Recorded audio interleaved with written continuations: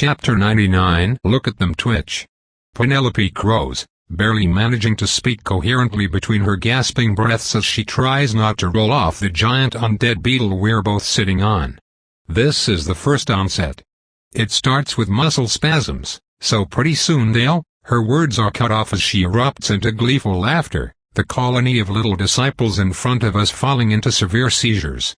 The many-limbed creatures, being boneless except for the mostly spherical core all their tentacles attached to, flail and writhe like snakes struck by lightning.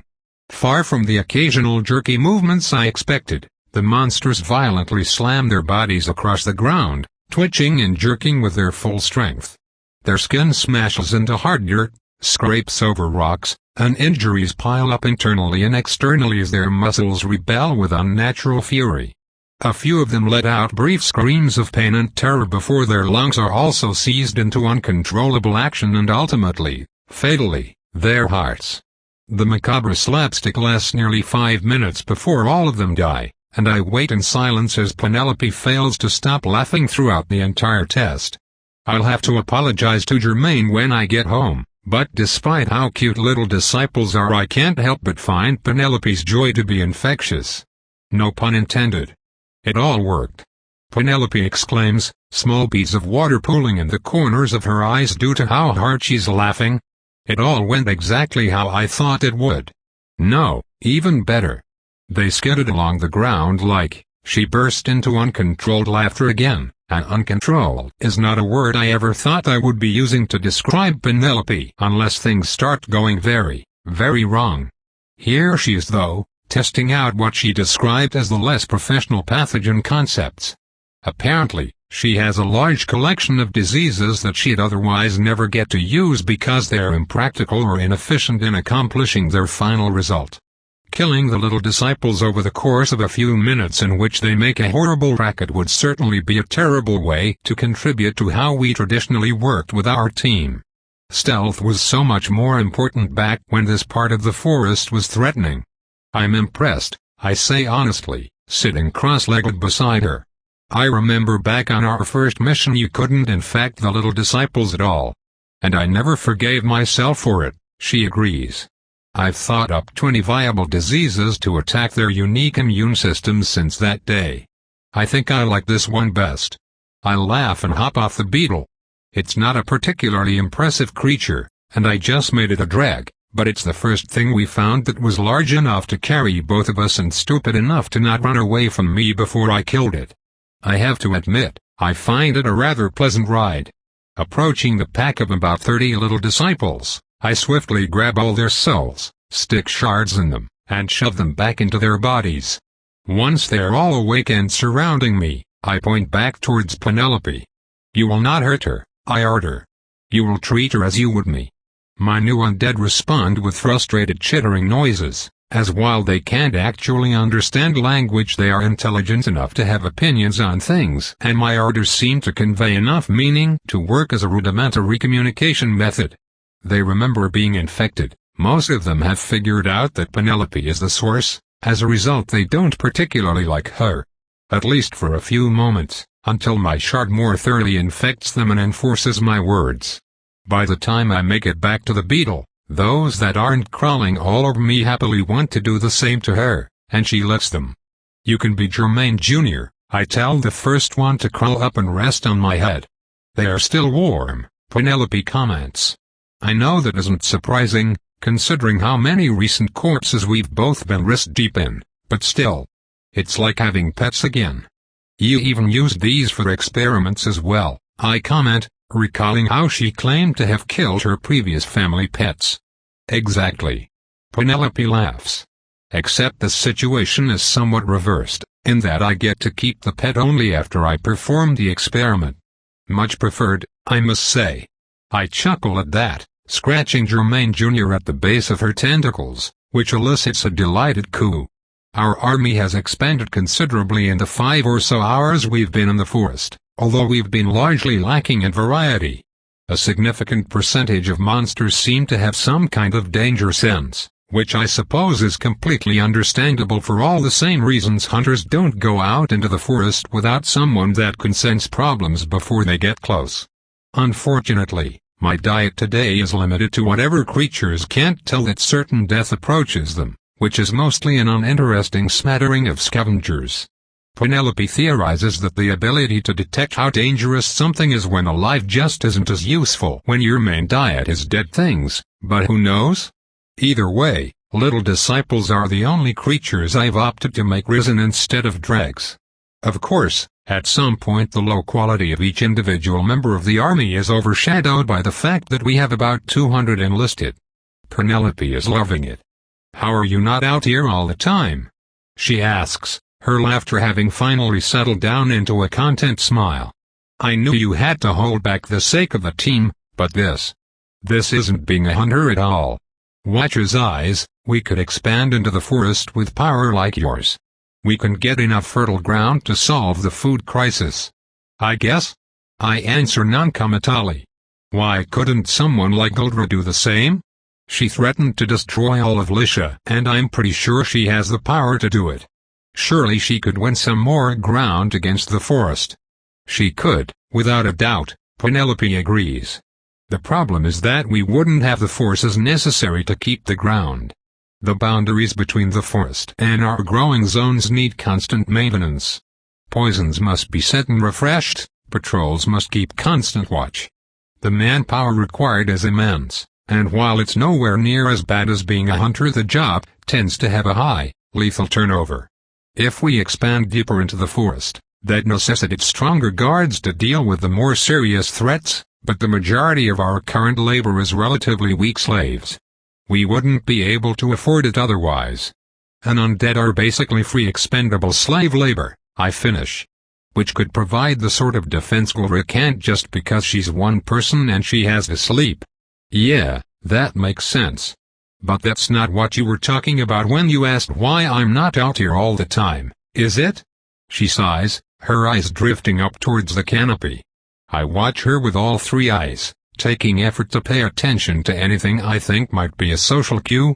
The abnormal lack of tension in her muscles, the way she sits with her knees bent and both legs to one side, the looseness of the straps on her armor. It all speaks to her being relaxed, a feeling her soul clearly matches. Too clearly, almost, to the point that I think she's going out of her way to match her actions with her feelings as much as possible. It's kind of funny. She puts so much effort into letting herself do what feels natural that it kind of undermines the entire endeavor. But she does seem to enjoy it anyway.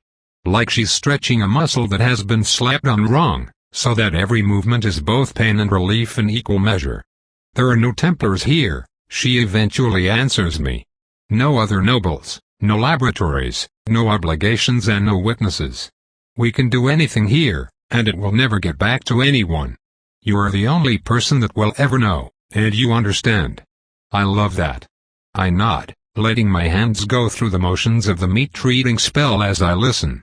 I cast it on one of the little disciples, petting it softly as I bring it up to my mouth, bite off one of its tentacles, and slurp it down like a super thick piece of pasta along with the strands of soul trapped inside. My risen whimpers in pain a bit, but quickly stops as I continue to give it scratches. Holy shit, this tastes so good. No wonder Vrothizo have ensouled flesh as their only diet. It is pretty great out here, I agree. Let's not underestimate the forest, we can still totally die. I can feel some crazy things, you know. But being surrounded by hundreds of undead, I don't know, it just makes me feel really safe and comfortable. I can just spread out my senses and know that there's a wall of loyalty in every direction. It's awesome. I get the impression that there is a but coming, Penelope muses. But I don't feel like I really need that anymore, I guess, I confirm, shrugging. When I first came out here to feast, I was just trying to get away from everything. Because of Angelion, you know? I love devouring shit out here, and I feel a lot safer when it's both of us, but the first time it was a pretty aggressive lack of self-preservation. She nods. I understand. I'm glad you're starting to look ahead towards your survival, because I must say it has never been as strong a trait in you as I'd like. I laugh at that. Guilty as charged, call the guards, I joke. I think living at home, the new home, has helped a lot. I've had time to think, time to focus on myself a little. Lynn and Rowan are especially nice to be around, because they know everything but they are both a bit more, I don't know, normal? Not like us, but in a good way. Being able to have a safe home with everyone is such a dream come true. I feel her already substantial pride swell at that, so I decide to indulge it. I know, I tell her. It's all thanks to you. The house is perfect. You did incredible. You're incredible, you know that. I feel, in order, her notice that her body is about to blush, her instinct to physically suppress it, and her ultimate decision to just let it happen. Her face blooms just the slightest bit red as she gives me a smug smile. I do know that, she confirms haughtily. But it means quite a lot to hear it from you. I grin back, but we are quickly interrupted as my senses detect multiple dregs dying to a soul that doesn't feel like it should be strong enough to accomplish the feat. Contact with something interesting, I announce, hopping off the beetle. I scoop Penelope up in my arms, which surprises her enough to elicit a hilariously squeaky yelp before I run off towards the soul. It only takes about 20 seconds until we're there, my horde stepping out of my way long before they have a chance of slowing me down. When we arrive I immediately spot the culprit, a huge mass of transparent slime that is slowly glooping its way over the flailing body of one of my dregs, which immediately starts to dissolve all the way down to the bones. Another dreg tries to attack, although it does so by running directly into the slime because it is really fucking stupid. Retreat, I order, and my army stops committing suicide. It's a carnivorous oozoid, Penelope comments as I set her down. Could you do me a favor and cut off a small bit of it before you kill the main body? I'd like to keep some for testing. I raise an eyebrow at her, smirking a little as she pulls out a fairly large glass jar. Traditionally, you're not much of a proponent for keeping slimes around. Very funny, she deadpans, handing me the container.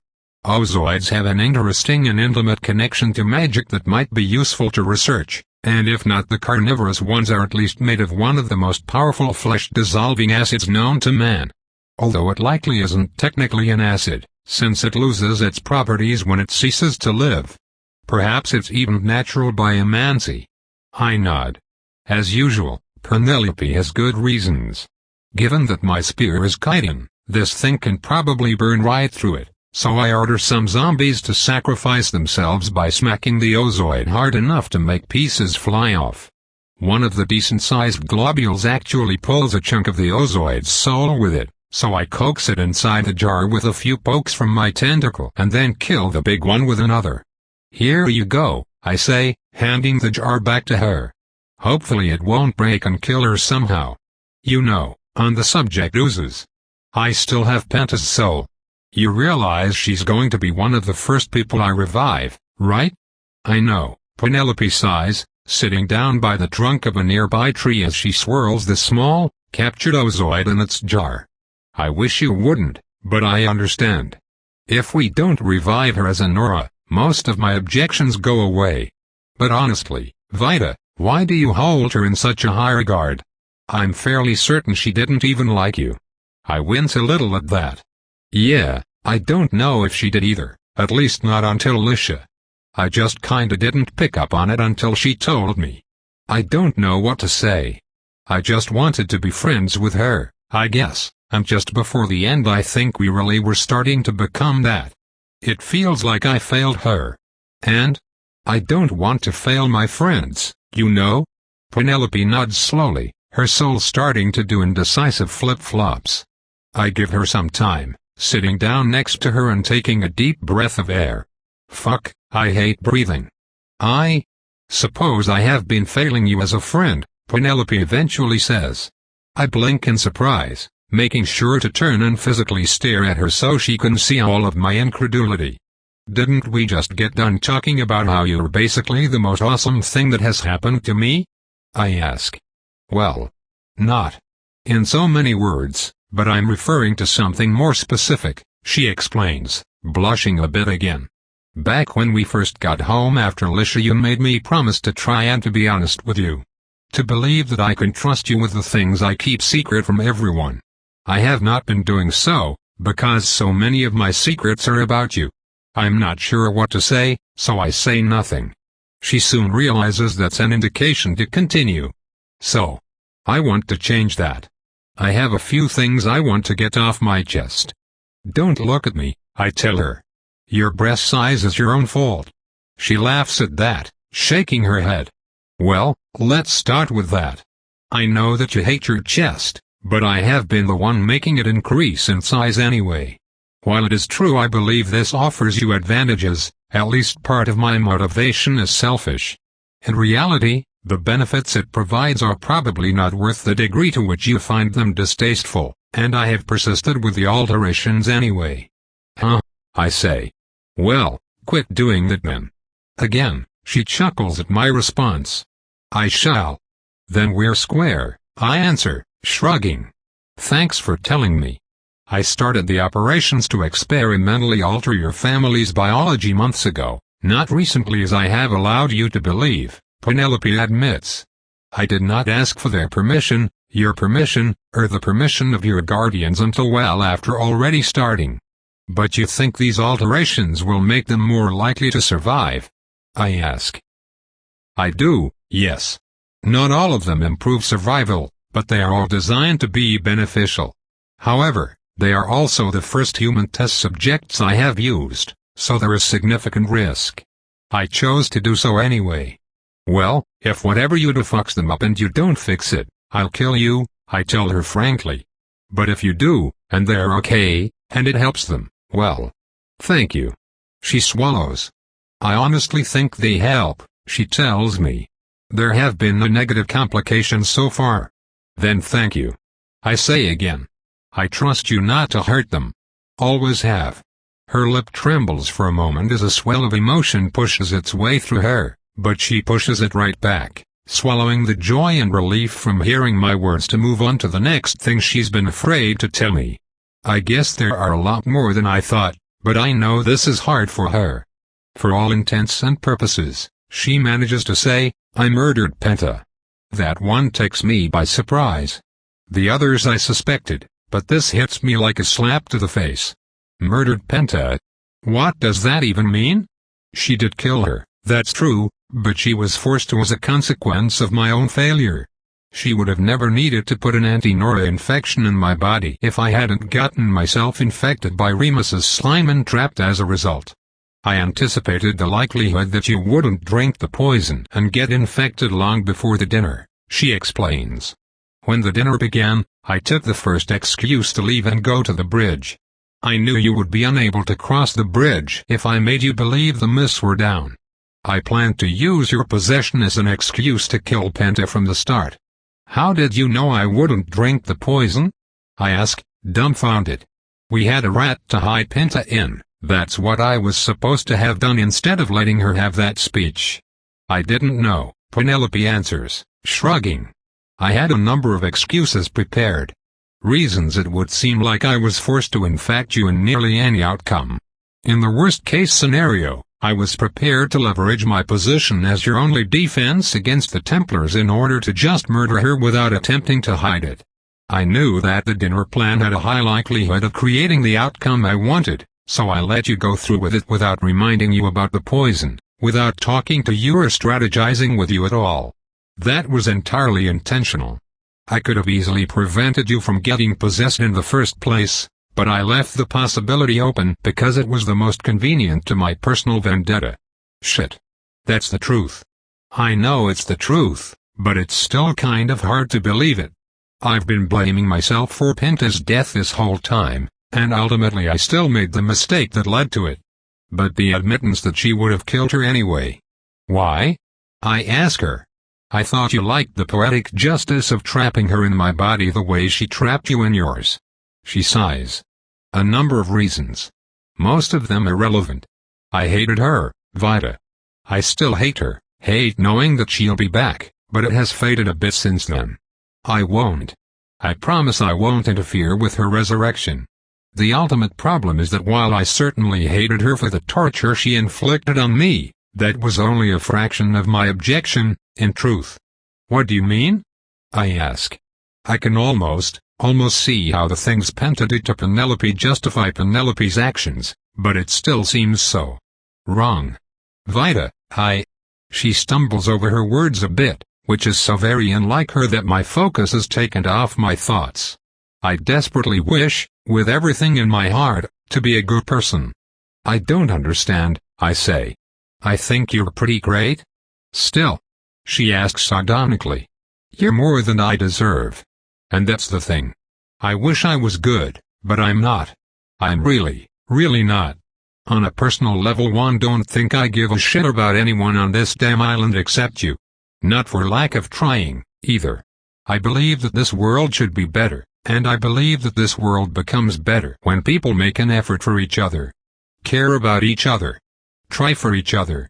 But no matter what I do, my head just doesn't seem to work that way. I look at a child starving in the streets and think to myself, this is an inexcusable failure of the nobility, not oh no, this human person is suffering.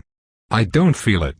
Instead, I convince myself of all these reasons why the rational response is to use the kid as an experiment, why that helps, why it's not the action of completely fucking insane monster, and then I do it. Even though I know, obviously, that nearly any right-thinking person in the world would be utterly disgusted. Are you saying I'm not a right-thinking person? I ask, wrinkling my nose. I mean, are you? You're here in the forest with me, eating zombies like candy and preparing to betray a man not because he's protecting a Conomancer or because he's about to assassinate the fucking king. Oh no, that's fine. You just don't like him personally. Hey, he beat up my mom, I protest.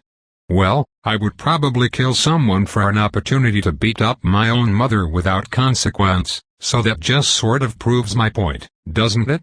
I'm on his level. Below it. I try very hard to make this world a better place. I believe the reason I exist is to make this world a better place, but I just fucking don't like people. And then some monster, a literal actual monster from the forest, takes over my life, and in a few days she has made more friends than I have ever even attempted to acquire. She takes all my memories, all my experiences, and becomes an actual fucking person instead of an emotionally deficient shell. She robbed me of the ability to pretend I'm a victim of circumstance. She was proof that all my failures are my own. And then every damn day I kept getting reminders thrown in my face about how much you like her better. I nod slowly, chewing that over. I know this is something I will fume about later. But right now I just look at her and wonder. Does this actually change what I think of the Penelope I know? The Penelope I care about? If it makes you feel any better, I like you a heck of a lot more now than I used to like her, I tell her. Her knees are hooked up to her chest, having rested watering eyes on them after saying her piece. She stops staring at them, turning to me with a war of hope and disbelief inside her. Even now? Even after that? She asks. I murdered your friend. I shrug.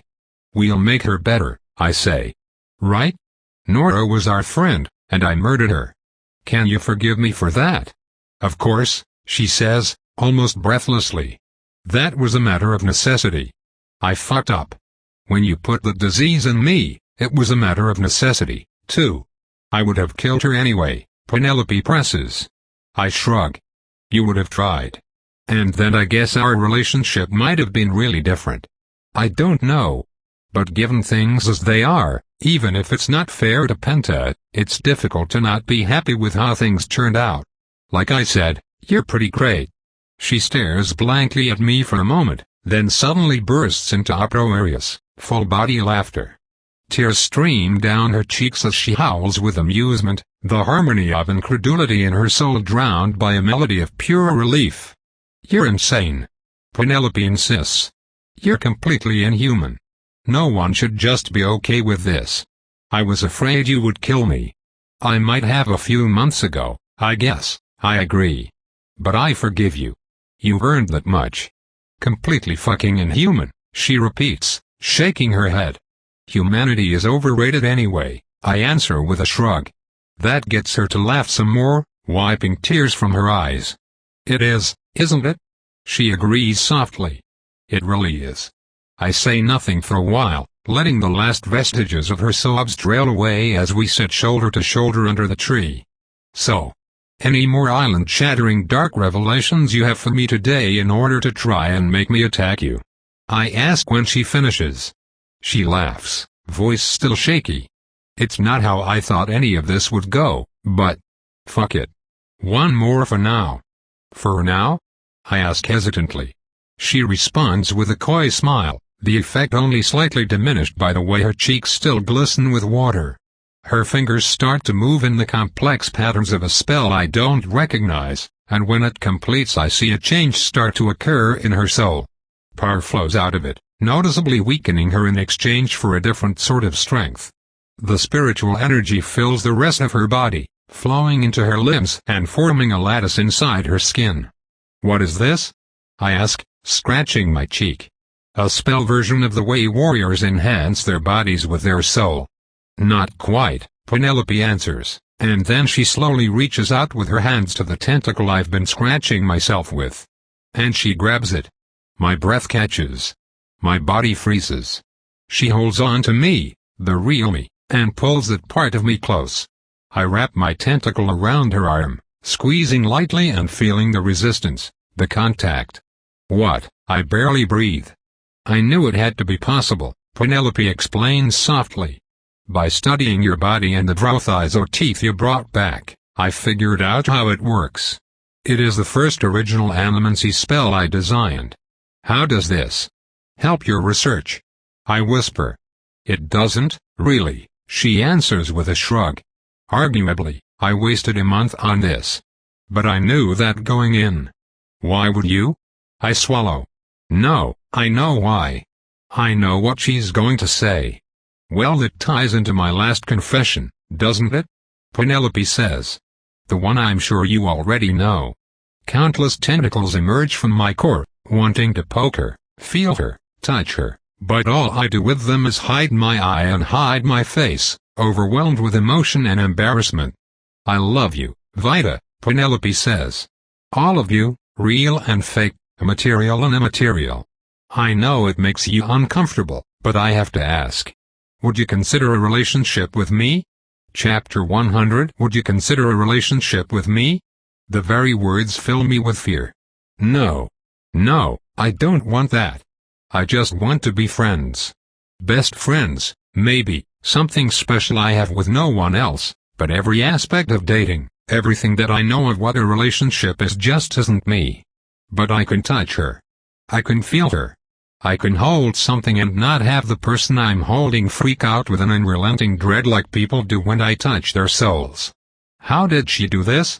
She's too special, too important. I don't want to say yes, but I don't want to tell her no, and I don't know what to do.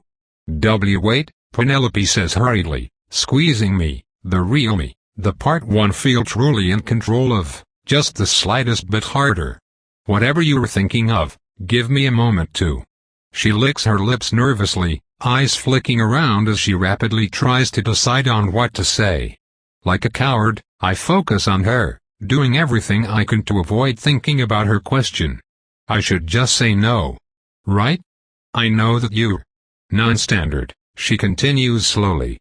Whatever you think I mean by the question, it doesn't have to be that.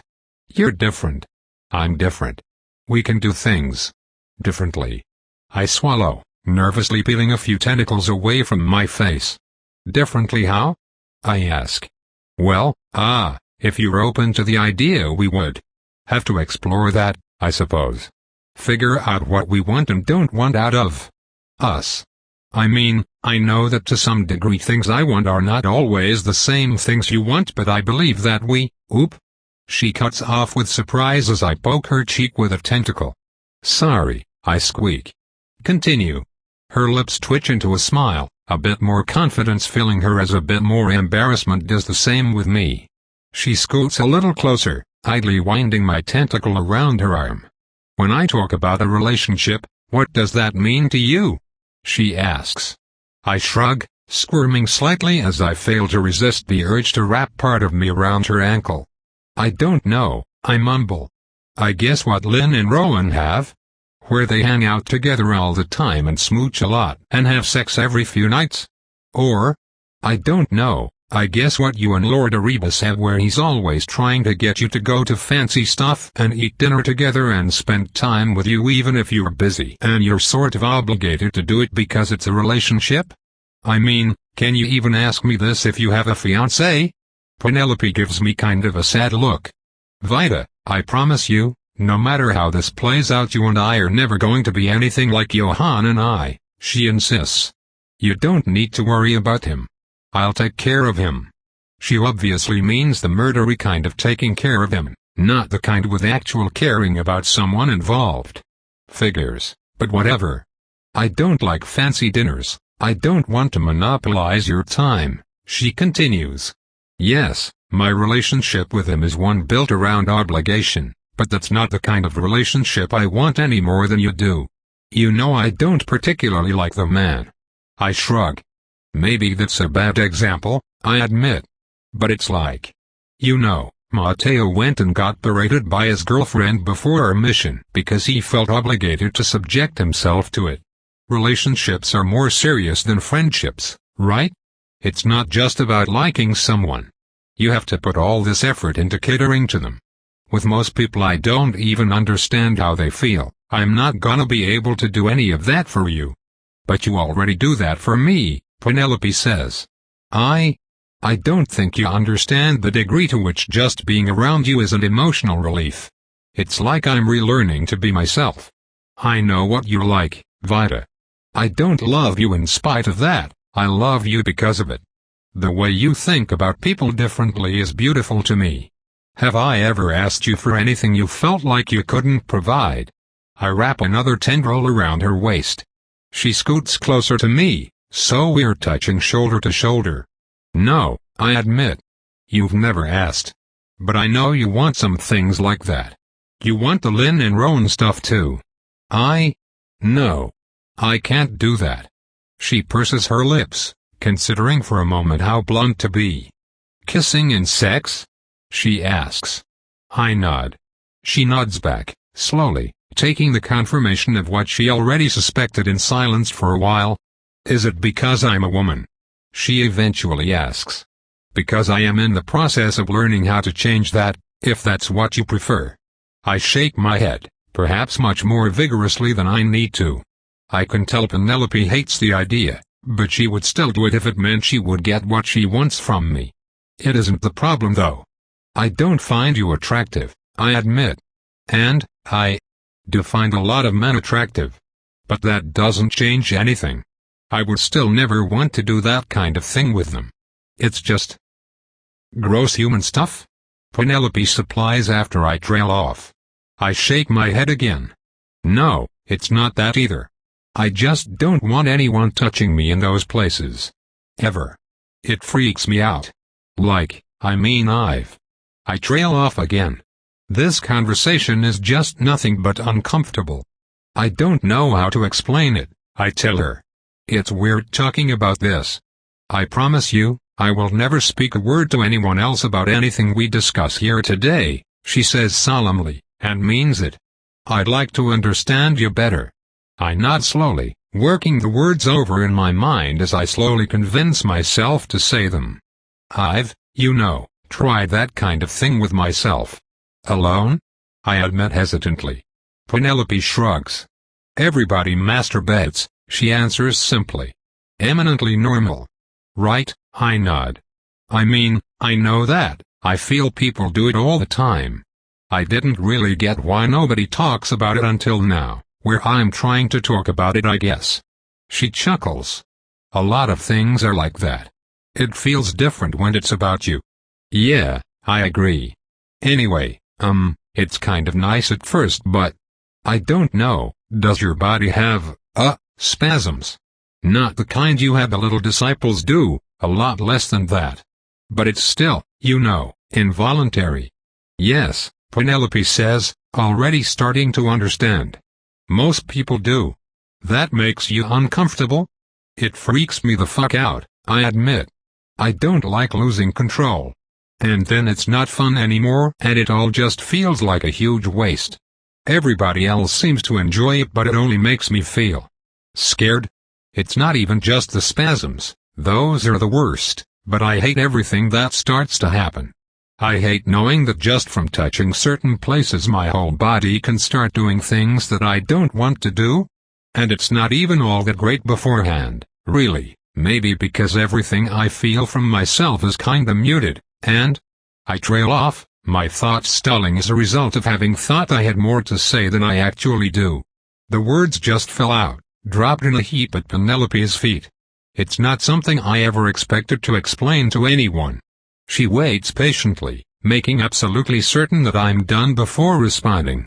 That's not a necessary part of our relationship, Penelope answers simply. I make a face at her, not quite believing that. Everybody seems to do it, I counter. And again, it's something you want, isn't it? I can tell it is. She frowns a little, but doesn't deny it. She's too smart to lie like that. I have been taught from a young age that, for a noblewoman, sex is more an act of manipulation than it is pleasure, Penelope says instead. That is what my relationship is like with Johann. It's not displeasing, but it's not really intimate either, at least not for me. I have to make him feel like it is, of course. You are, I think, the first person I have ever known that makes me feel like I want that intimacy. I want to give genuinely, and receive in kind. And that is not something I know how to do, really, but perhaps it wouldn't require anything that would make you uncomfortable. If you were interested in trying, I mean. I don't really know what that means, I admit. Well. Penelope hums, putting an arm around my shoulders. Does this make you uncomfortable? No, I tell her, grabbing the hand with yet another tentacle and continuing to marvel at my ability to do so. Shoulders are fine. At least, they are for you, but that's what matters here. Okay, so I have special shoulder permissions, Penelope says, grinning at me. Good to know. But do you like this, or do you just tolerate it? I take a deep breath. Turns out breathing really does help with focus, just not for the things I usually want to focus on. I keep my mind on Penelope's arm around my body, the pressure and very slight warmth making its way through my armor, the assurance to my deeply ingrained instincts that yes, this is safe. She is safe. This is nice, I decide. Okay, Penelope murmurs, her grin turning mischievous. And what about this? She lifts her arm off my shoulders, and I regretfully let her, my tentacle unwinding from that arm. Then she stands up, brushes off her butt, then to my great surprise she swiftly turns and plops herself down into my lap. I squeak, feeling my face turn red. I'm a very small person, and though Penelope isn't all that much taller, she's still larger than me and she weighs more than I do. The weight is surprising, and briefly causes me to panic before I remind myself that I can quite effortlessly throw Penelope off of me if I want to. Heck, I could remove her with only tentacles if I really felt like it, unless whatever conditions that end the spell come to pass. I'm a bit hesitant to touch her more than I already am, though, because I am increasingly aware of the fact that while her spell allows me to touch her body, it does nothing to make my tentacles tangible to anything else, most notably including her clothing. Too much? She asks seriously. I wrap my arms, both physical and a few immaterial, around her waist to hug her in place. No, I whisper. It's nice.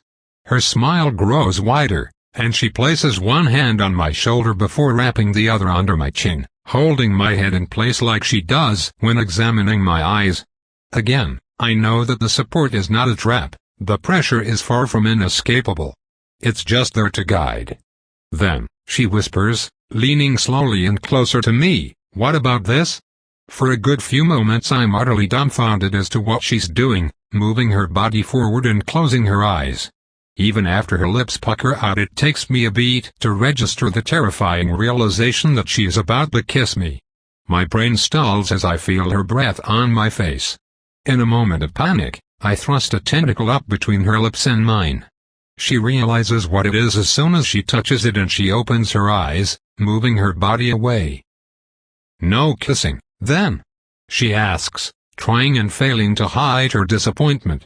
Sorry, I whisper. And no kissing. She nods, a soft smile returning to her features. But cuddling is okay. Cuddling.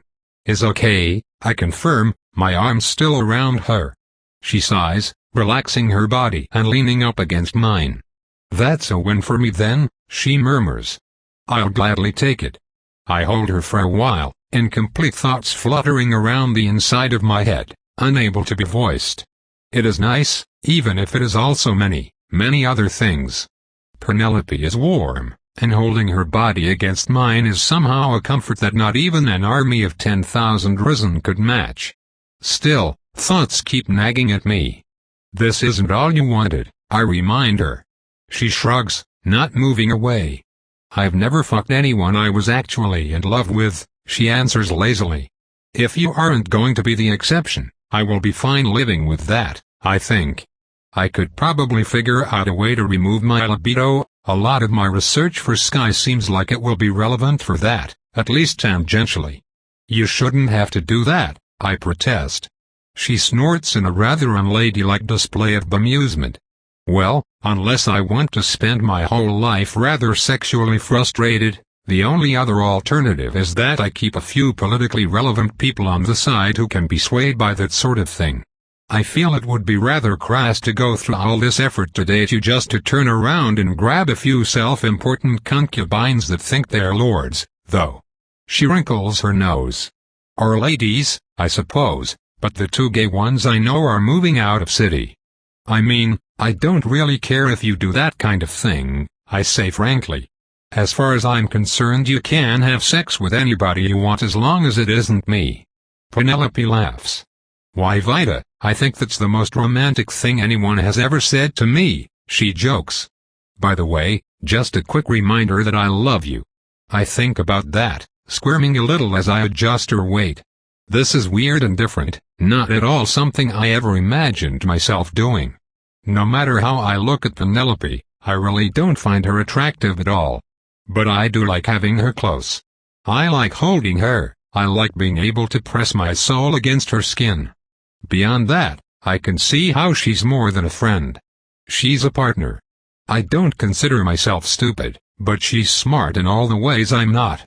More than anyone else, she understands me and what I need. She cares. That's special, unique to her, not induced by a feeling of obligation or outright mind control. Maybe I don't love her in exactly the same way she loves me, but I love you too, I tell her with certainty. It's hard to describe what hearing those words does to her. In some ways, if I'm being reductive, they do nothing. She's still exactly the same Penelope, in every way that matters. But the rush of relief and joy that fills her is warmer than the tightest squeeze I could give her. Is that a yes, then? She asks. Yeah, I decide. I'm still not sure what all it means. I'm probably just going to default to treating you exactly like I always have, if we're being honest. That's fine, she says. That's more than fine.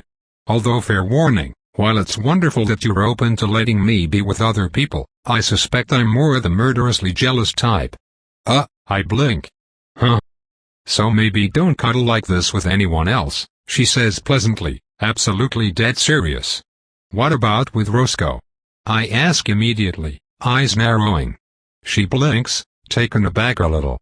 Well, I suppose it's a reasonable exception? And Germaine? I ask. Germaine too, yes, she grumbles. You can cuddle with as many stuffed animals as you like. That's a relief. The important stuff is taken care of. What about vitamin? I ask. She gives an exasperated sigh, irritated at being forced to renege on her threat. Physical intimacy with family is different, and any amount you previously displayed in my presence is also acceptable. Okay? I nod. Okay. Want to go kill some more monsters? Yes, she answers, chuckling, but instead of getting up she rolls off my body, picking me up and moving me with her so that we end up switching places, me curled up on top of her. But I'd like to stay here a little while longer, if that's all right, she murmurs.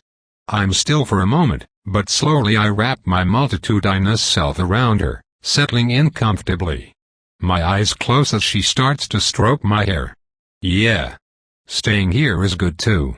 Chapter 101. It's weird to sort of have a girlfriend. After cuddling for a while underneath the tree, some monsters eventually got brave enough to approach, so we had to stop while I killed and ate them. Then we spent another day hiding deeper in, maybe even deeper than I've ever been in the forest before. The speed at which the souls around us started to escalate in power the further we got, and the realization that, even once I started to feel outclassed, the forest had plenty more danger to show us. Well, it was the right kind of humbling, I think. When a powerful soul inside my range started screaming for help in a disturbing, parroted version of human language, we both made the decision to leave rather than investigate. Still, I had fun. We both had fun. And during this past 10-day we've gone out to the forest 4 other times, on quick one-day excursions to get me more power. I think I've finally reached the point where I can yank Sky or Capita straight out of their bodies, killing them as soon as they get close enough. Obviously, though, there's one major problem with that. Your range is still only about 7 feet, right? Penelope confirms, taking a bite out of some sort of fried pastry thing that we just bought from a street stall and wrinkling her nose with distaste. Penelope is dressed down, perhaps more dressed down than I've ever seen her, even counting hunter missions. Rather than her usual loopy, swirly hairstyle, she's moved the entirety of her impressive hair to a single braid. Her ever-present dress is replaced with some admittedly still quite fancy trousers. It strikes me as possible that her sudden change in outfit is representative of something, but I know better than to assume I have the social wherewithal to determine what. We were out on what I think might be a date, but neither of us have ever at any point referred to it as one. When I say that I sort of have a girlfriend, that's also what I mean. We've never called each other that, either. Penelope has always been very careful to say that we are in a relationship, but never what that relationship actually is. I'm fine with this, of course. I like it that way, and I'm fairly certain she knows, and it's exactly why she describes it like that. True to my predictions, I don't feel like I'm doing anything different than I was before this relationship officially started. The difference is entirely in Penelope, and the way she likes to hug or hold me whenever we are in private. Again, I like it. If most people tried to grab me the way she so often does, I'd probably break one of their bones, but that's more a matter of familiarity than anything. I'm used to assuming that everyone is a threat, that I constantly need to look out for myself because no one else will do it for me. Sometimes a panicked instant of that triggers when she hugs me unexpectedly, but it quickly tends to pass. In the moments when we are together and my instincts are calm, I do like the contact. Being able to touch her with my soul is the best part by far. Unfortunately, it's one of those things we can't do in public because it might put her on the radar of a metamancer, and apparently this spell is fairly draining, so Penelope has limits on how long she can keep it up perpetually anyway. She doesn't want to make our relationship too obvious in public either, as that's the kind of information that would quickly get back to her fiancé and cause her trouble. Not exactly, but 7 feet is close enough, I tell her. You're worried about mobility. I am indeed, Penelope nods. Sky and Capital both have knowledge of your soul kill ability. In an even, open fight they are likely to defeat you, even if you have the capacity to kill them instantly, simply because Sky can remain outside your range and attack from a distance. And Capita can teleport, as well as attack from a distance with her chaos magic, I finish. Yeah, it's a problem. We are of course using a silence bubble to speak, but for the first time I'm actually the one casting it rather than Penelope. Kinemancy is a bit confusing, some parts of it feeling natural and other parts utterly alien to me. I like illusions, specifically producing sound and light from nothing but magical energy, but any spells that require me to modify energy already in the world don't come as easily. The silence spell is one of those, but due to its obvious utility I've put in the work to learn it anyway. If you could cast invisibility, we might be able to ambush them, Penelope considers out loud. Hey, don't say that like it's easy, I grumble. That spell is crazy complicated. I can't just stop all light the way the silence bubble stops all sound, because that would just be a darkness sphere. I can't wrap my head around invisibility at all. Actually, a darkness sphere might not be a bad idea, Penelope muses. You could see anyway with your true eye, while everyone else would be blinded. That's also surprisingly difficult, I grunt. Just destroying light in an area is pretty difficult, which is to say you can't do it all. You have to let something absorb the light, I guess?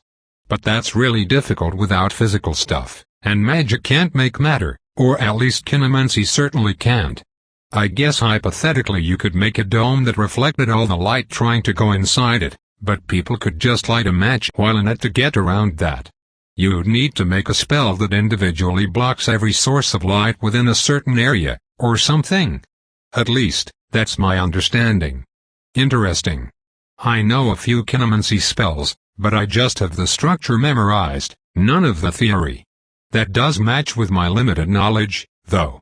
In that case, could you create a spell that pseudo-randomly redirects all light within its area? It wouldn't make darkness, but it should make all the light within utterly unintelligible. It would be just as blinding, but would not require any direct elimination or conversion of the energy. Huh, I consider.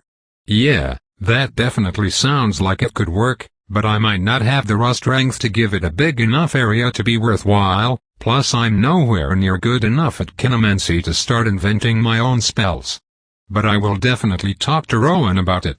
Penelope and I find somewhere to sit down, a table at some sort of plaza filled primarily with food stalls and wasteful, tasteless decorations.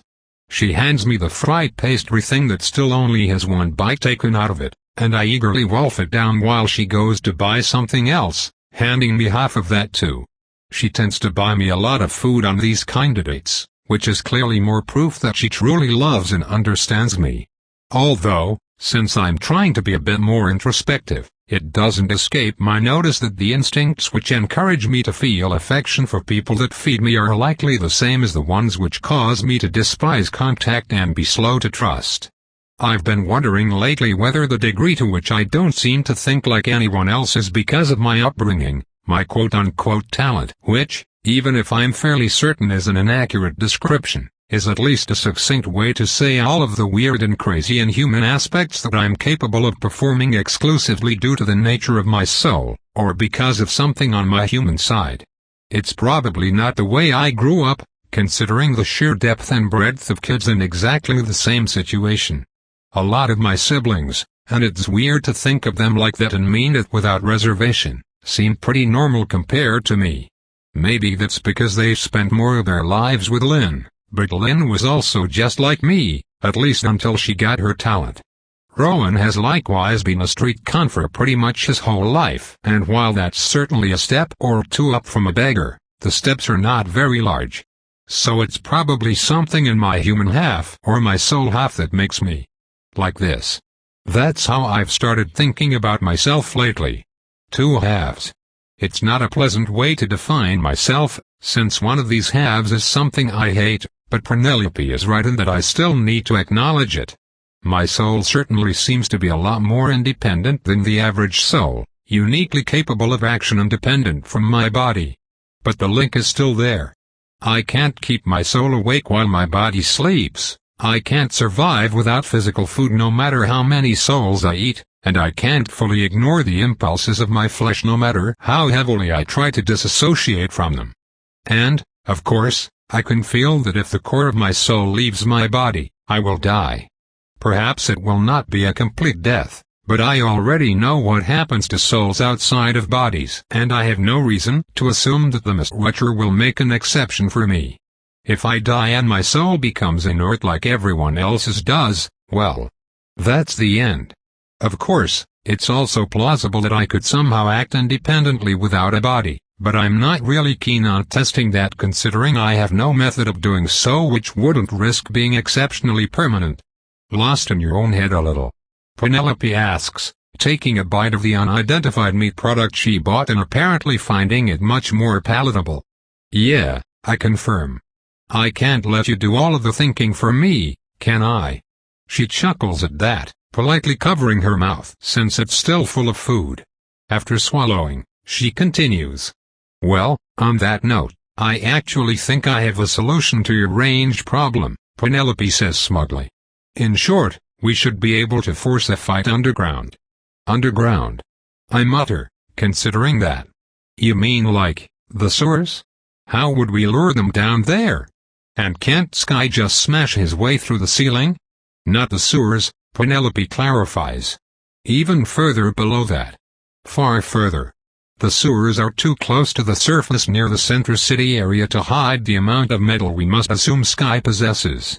There are only two things he could reasonably be doing with everything your mother claims to have stolen for him. The first would be some kind of magical super weapon, designs for many of which exist but only in theory, since the amount of metal required to make them would most likely trigger a perception event.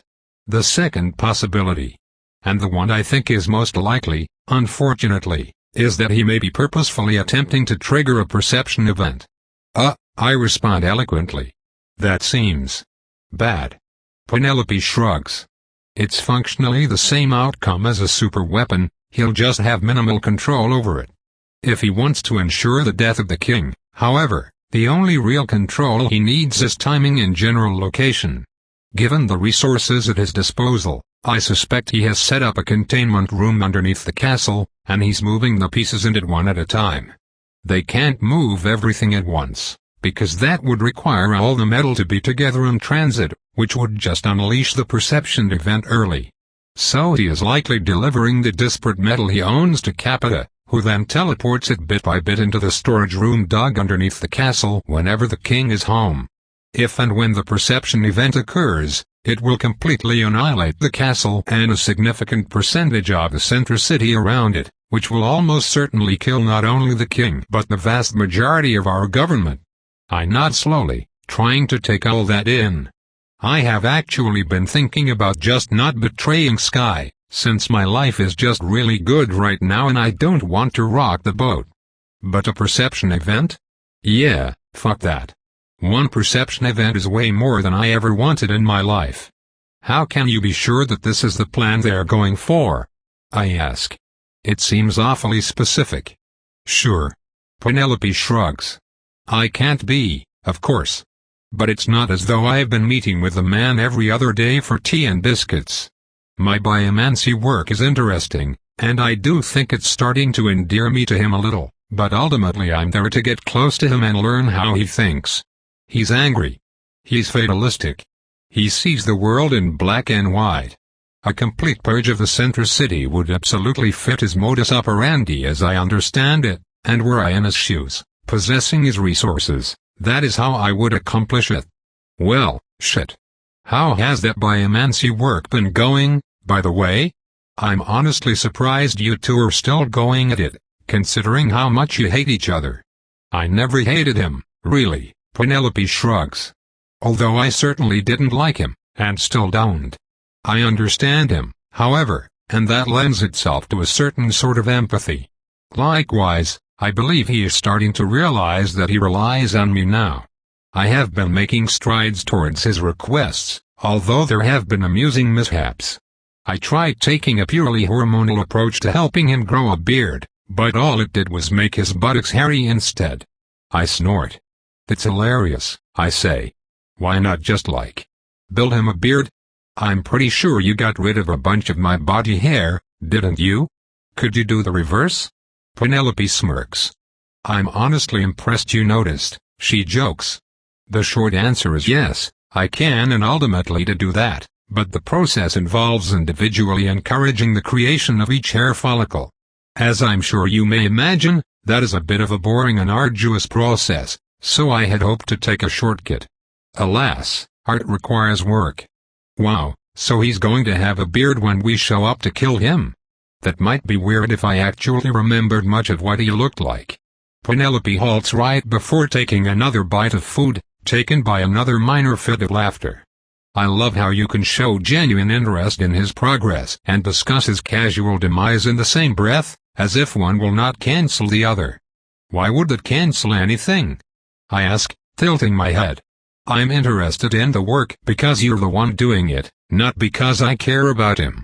You like to talk nerdy. She smiles slightly at that, taking a large bite of food and failing to hide how my words make her face flush with happiness. I like eliciting these reactions from her, chipping at her mask. I should tease her more often. Unfortunately, I don't get to enjoy it for much longer as a member of the city guard approaches hesitantly. I turn to glare at him, and likely due to a mixture of how I ping on danger senses and the nature of my eyes, this causes him to flinch and briefly stop walking. I enjoy that quite a bit. For many reasons that should likely be obvious, I really fucking hate the city guard. Sure, part of that is because I lived most of my life as a criminal, but I would have been treated as and abused like a criminal regardless of whether or not I actually was one. I have never had a single positive interaction with these people, and I don't expect that to start today. Unfortunately, he does work up the courage to continue approaching us, so I let my silence bubble fade away as he clears his throat to address us. Gee, good afternoon, ladies, the guardsman stutters. In terms of people employed with the understanding that their job will likely encompass some amount of kicking the shit out of things, city guards tend to be on the low end of the power spectrum. Hypothetically, they are strong enough to deal with the average criminal, but anyone with a better talent or just more skill in general would end up in the military, the Templars, or maybe as a hunter. Still, part of being city guard is threat assessment, so almost all of them have some form of rudimentary danger sense. Which is all an overcomplicated way of saying damn, it's nice to be scary. I like seeing people in uniform scared, rather than everyone else. I try to remember the sort of facial expression that would be appropriate for this situation, and settle on a feral grin. How can we help you, guardsman? Penelope asks pleasantly. One of the, stall owners has asked me to ask you to relic it on the grounds that you are bothering his customers. The guard manages to get out. He keeps staring at me, and I happily stare back. My eyes are getting dry, but it's easy enough to ignore. He squirms. This is fun. We are paying customers ourselves, and we have kept to ourselves, being neither rowdy nor boisterous, Penelope answers smoothly. Plus, I'm only bothering one customer, I correct. Not customers plural. Penelope gives me a glare, but it's half-hearted at best. Vida, she chides. What? I say. It's not my fault, I haven't done anything but exist. That guy has been freaking out about us since we sat down, though. Without turning to look, I point at the man I'm referring to, the only other person in the plaza with a danger sense. With a startled jump, he turns away, and my grin grows a little wider. Vida, don't antagonize the man, Penelope presses, although I can tell she's almost as amused as I am. Guardsman, as I'm sure you know, a person has no influence over how others perceive them using trained or natural abilities. It is not legal for you to request her departure under these grounds, because if it were you could arbitrarily request our departure from any public space regardless of what we were doing. It would be funny if he tries to get us to leave anyway, though, I point out. Vida, Penelope chides again, though I see her lips twitch upward. The guard clears his throat. Well actually, while this area connects to government property, it is actually a privately owned space, under the joint ownership of. I stop paying attention to the conversation, because something interesting suddenly pings my extra senses. A soul I don't recognize, large enough to immediately draw my attention. It feels like it's searching, and when it senses me it falls victim to the mortal terror anyone with a danger sense does. But rather than flee or panic, it starts making a beeline towards me without hesitation.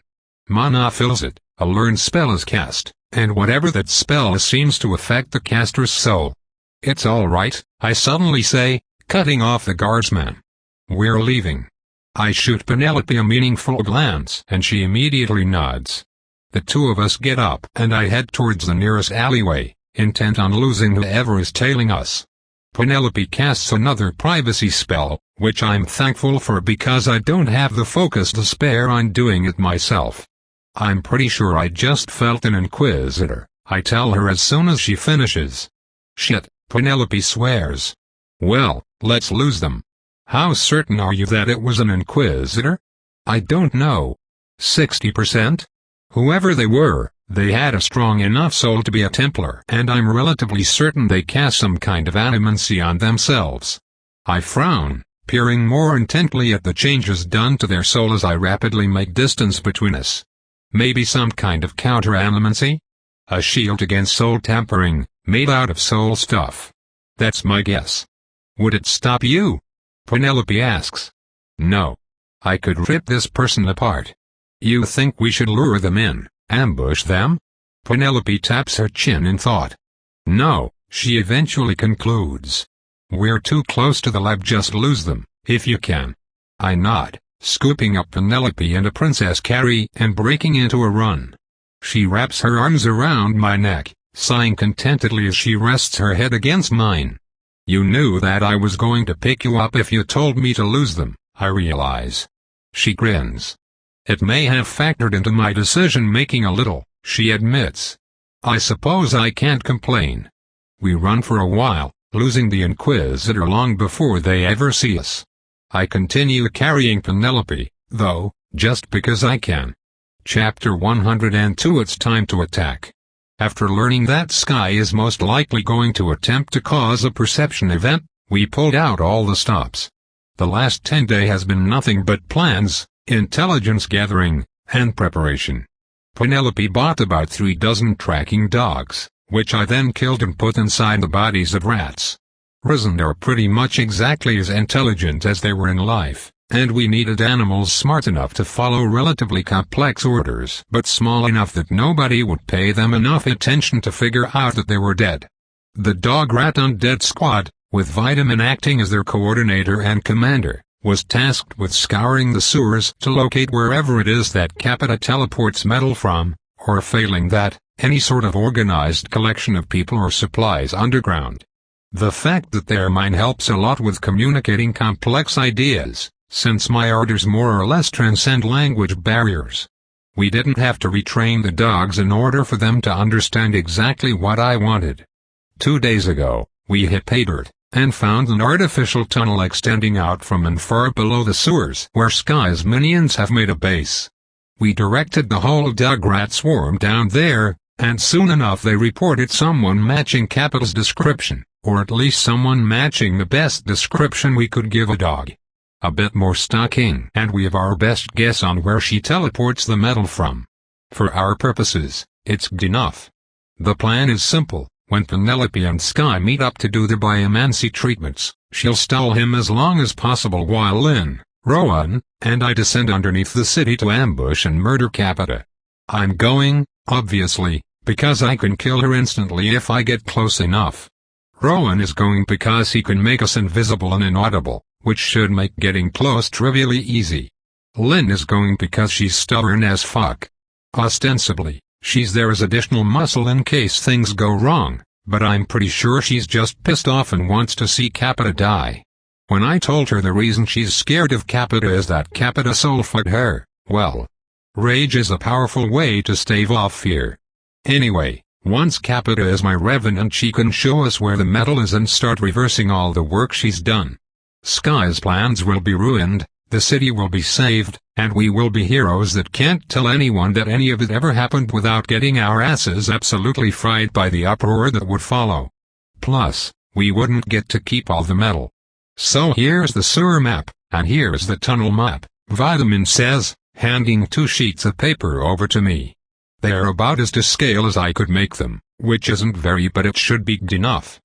Great job, Vitamin. I praise her, handing the papers off to Rowan and scooping her up into a huge hug. Damn, Vita, Lynn says. I wish I had a daughter this talented. How did you raise her so well?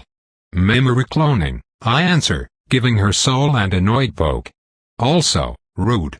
Remus did this kind of thing a lot for the Hunters Guild, Vitamin answers, shrugging as best she can while caught in my deadly cuddle grip. Oh yeah, Remus. I haven't seen the man that trained me to be a hunter since Lisha. What happened to him, anyway? I ask. Penelope says he got charged with gross negligence, Vitamin answers hesitantly. I think he's a slave for the army now or something. At least for the duration of the sentence. I try to hide my surprise, not actually expecting to have gotten an answer. I don't really think much about how Vitamin technically has all of Remus's memories. I suppose I can absolutely see her asking Penelope about it when I'm not around. In the way that Penta is me and Penelope, Vitamin is me and Remus, even if she had hardly any time to integrate with either of us. It's odd to think about, and I vaguely recall Vitamin calling Remus her dad when we first met. At which point I told her not to do that, which might explain why she's never talked about him with me around. If you want, I can see if there's some way we can go talk to him sometime, I tell her. I'm sure it would be kind of awkward, and we obviously can't tell him who you are, but, yes please, Vitamin says quickly. I'd like that. Okay, we will. I promise her. Also, while we're at it, Vitamin starts, snuggling extra close to me. Can't I come with you guys? I promise I can help. No, Vitamin, I tell her firmly. This isn't the first time she's asked. You were a super big help coordinating the risen for me, but it's too dangerous to bring you into a fight. If you get hurt, we can't heal you. You're not even bringing Penelope, Vitamin pouts. You won't be able to heal yourself either. Well, we don't plan to fight at all anyway. The fewer people with us, the better. Rowan will have his work cut out for him just keeping the three of us invisible. You know this. She nods glumly, leaving me surprised that she's put up so much resistance. It's not unprecedented for my revenants to argue with me, especially when they are trying to act in what they see as my best interest. It's still a bit weird, though. 90% of the time, they just snap to follow my orders. They do so, however, partially because my power explicitly compels them to, but largely because they are forced to consider me more important than anything else. It might even be possible for revenants to outright disobey me if they believe I'm working against my own best interest, which, well, I don't know how I feel about that. On one hand, it represents a lesser degree of control over them, which makes me uncomfortable. On the other hand, I'm fully aware that being uncomfortable that I have less control over sapient individual people is messed up. An emphasis on the fact that revenants are still indeed people is somewhat refreshing. With those thoughts out of the way, Lynn, Rowan, and I descend into the sewers from the secret exit in our house. Vitamin's map really is well drawn, and with Rowan focusing on making the three of us invisible and me on making us inaudible, we soon find the entrance to the tunnel system even further below the city than the sewers. I wonder how all of it was made. Given what I've seen of Sky's absolutely crazy talent, it's possible that he could just fly through the ground and carve through rock with nothing but pure kinetic force, but when I mentioned this theory, Rowan pointed out that you can't just bore into the ground in any random direction and expect the resulting cave to be safe to travel in. Unless Sky happens to have experience as a professional miner or has a bunch of them in his gang, he probably didn't make any of this, merely found it. Ultimately though, the origin of these tunnels doesn't really matter. There aren't any torches or other things to see by, but that doesn't matter because Rowan can just create light, and using my soul sense we make sure that we don't run into anyone.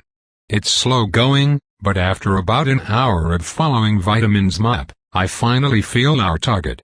Well, the good news is capital is down here, I report. It doesn't really matter how much we talk, since the three of us are in my silence bubble. That's great. Lynn says. Let's shank her. What's the bad news? I feel Sky with her, I say. Something must have gone wrong with Penelope's half of things. Well, that fucking sucks, but the backup plan is just to kill them both now, isn't it? Lynn asks. Just Sky first instead of Capita. It is indeed, but the problem is that the backup is a much worse plan. Getting Sky and Capita individually was the goal because they are each individually quite dangerous. If things go wrong, we don't want them fighting together, we want to be ganging up on them in something that's still unfairly stacked in our favor. This is far from ideal, but if I'm being honest with myself, my main objection is that I'm worried about Penelope. Her sessions with Sky normally last longer than this, and today Penelope was even using all her charm to try and keep him there. Which, okay, I'll admit that on a good day Penelope's charm is about the same as a giant, venomous snake that happens to have large breasts, but I have it on good authority that Sky does at least like breasts.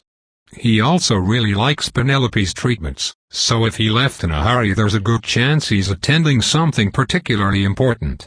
Or, in the worst case scenario, He figured Penelope out, she's in danger, and we're compromised. Of course, since we're most of the way there already, if Penelope is in danger it's probably more expedient to just make Sky into a revenant and have him tell us where she is. Okay, I agree. Let's pick up the pace a little. We move into a brisk jog, Rowan grumbling a little but not outright objecting. About 5 minutes later, we're close enough that we slow back down, and shortly afterwards we finally see light other than our own. Rowan stops illuminating us and we descend into near-perfect invisibility, undetectable except by smell, taste, touch, danger senses, miscellaneous talent-based detection methods. Okay, too many things, really. Penelope, Margaret, and Theodora worked their asses off trying to figure out an animancy spell because it would have to be an animancy spell to render someone undetectable by danger senses, but they had no luck. The upshot is that the average person's danger sense is somewhere around 20 yards, if that, and I can feel whenever someone else senses me. Sky absolutely does not have a danger sense, not unless he's also somehow immune to the feeling of dread I inflict on people. Same for Capita. He does, however, likely have lots of people in his employ that are capable of the trick, and because my fear aura makes me distinct they will most likely warn him the moment they sense me. At that point, it's just a matter of whether or not I can get close enough before Sky notices. If it comes to a fight, well, Penelope and I prepared for this. I have a few tricks up my sleeve, even if I'm loath to use them. We creep forward, and the tunnel opens up into a cavern, about 200 feet from end to end in any direction. Many other tunnels connect to this room, some with doors but most just haphazardly placed around the perimeter, with people occasionally moving in and out. Most of the room seems to be a storage center, a hub of crates and barrels full of likely illegal goods that the roaming gang members are moving, counting, transporting. I don't know, gang stuff I guess. Sky and Capita are of course also here, chatting animatedly with each other. I see Capita giggle, placing a hand on each of Sky's cheeks and mushing his face around like a baby. He reacts with half-hearted protest, causing her to laugh harder before pulling him in for a hug. Sure enough, Sky does seem to be starting to grow a beard, though currently it's pretty light and patchy. Still, good for him. Too bad it will all be pointless when I murder him, since I'm just going to give him another man's body instead of trapping him back in his own. Hopefully that will mellow him out. That in the mind control, I mean. My musing comes to a stop when I get within about 5 feet of one of the two men standing to either side of the tunnel exit. I don't have any choice in the matter, the opening to the cavern isn't wide enough for us to get any further away. But of course, the man seems to have a weak and short-range danger sense, his soul reacting with terror immediately when I step inside his radius. Unfortunately for him, my tentacles are longer ranged, and I have a shard prepared. In a single fluid motion, I kill him, stuff his soul with a piece of mine, and shove it back into place. He dies standing, body staggering only slightly as undeath claims him. He stands up straight again, overcome with confusion. His partner glances at him briefly, raising an eyebrow. From his perspective, it must have looked like the other man nodded off for a moment. "You good?" the living guard asks. I invisibly move towards my new revenant, getting him close enough to include him in my silence bubble. "You'll act like everything's fine," I order him, then quickly step away. "Everything's fine," my revenant repeats, giving his partner a thumbs up, and we continue into the room. "Holy shit," Rowan whispers, even though no one else could hear us even if he shouted. I shudder, half with terror and half with pleasure. I didn't quite think that would work, and as tempted as I am to do it to the other guard we would run the risk of him collapsing fully before my shard takes hold, which would cause a commotion we can't afford. Rowan has seen revenants made by me before, even lives with one, but only now does he really seem to realize the instantaneous and effortless control I constantly hold myself back from exerting en masse. Lynn is similarly chilled by the demonstration, although her reaction is mitigated by significant undercurrents of pride. From there, we have a relatively straight shot to Sky. The majority of the gang works around the perimeter of the cavern, leaving a wide open space in the middle between where we happened to enter and Sky's position closer to the far wall. Slinking as swiftly as we can, careful not to disturb rocks on the ground or step in puddles, we close the distance. It feels like things can't possibly be this easy. We are all waiting for the moment when things go wrong, when one of us makes a mistake, when something unexpected turns everything upside down. We aren't disappointed. Somewhere around the 50-yard mark, Sky casually glances in our direction, as if expecting to see something. He does a double take at the apparent nothingness before him, glancing around a bit before seeming to return to his conversation with Capita. I, of course, can feel his soul, so I grab Rowan and start leaping to the side immediately. In a single, swift motion, Sky points in our direction, rips a shard of rock out of the ground, and fires it at us with a deafening crack. I barely manage to get Rowan and I out of the way, but Lynn dodges the opposite direction and ends up outside Rowan's range for the invisibility spell, suddenly popping into view. Well, plan B, I guess. I leap away from Rowan, also becoming visible in order to take attention off of him. Lynn and I have a decent chance of dodging death by Sky, but Rowan does not. Thankfully, he knows his role is over, and quickly moves away, trying to get outside of whatever radius Sky can detect us in. Considering that he's a kineticist, my guess is that he has some sort of kinetic sense, but we were banking on it being as short-ranged as the rest of his powers seem to be. Well, short-ranged beyond the fact that he can just accelerate nearly anything into a deadly projectile. Hello, Vita. Capita greets me happily, waving fervently. Oh wow, she actually used my name. I dodge another lethal shot from her boyfriend, barely managing to throw my body away from the direction he's pointing before the attack comes out. Hey, Capita. I shout at her, mostly because my hearing is slightly fucked. How are you doing today? She shouts back, likely for no other reason than because I did. The question is weird enough to put me off balance a little, although thankfully I still manage to dodge Sky's next shot. You know we're here to kill you, right? I ask her. She gives me a pleasant smile, mana gathering around me where there will no doubt soon be a chaos magic implosion. I leap out of the way, and Lynn, substantially faster than even me, turns on Capita instantly, knife going for her throat. That's a poor reason not to greet family, Capita chides playfully, then teleports Lynn into the middle of the implosion. Tope continued, thanks for listening.